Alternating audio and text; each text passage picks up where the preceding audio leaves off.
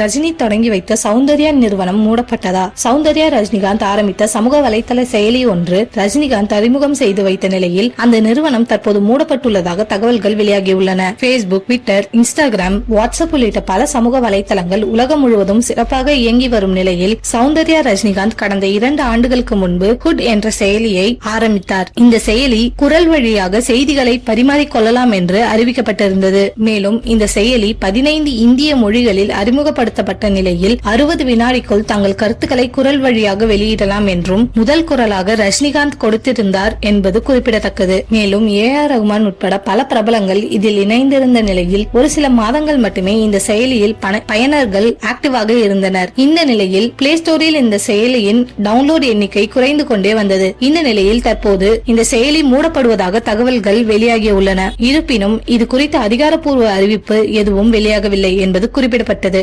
ஏற்கனவே ட்விட்டர் நிறுவனத்திற்கு போட்டியாக ஹூ என்ற செயலி இந்தியாவில் ஆரம்பிக்கப்பட்ட நிலையில் அந்த செயலி சமீபத்தில் மூடப்பட்டது என்பது குறிப்பிடத்தக்கது.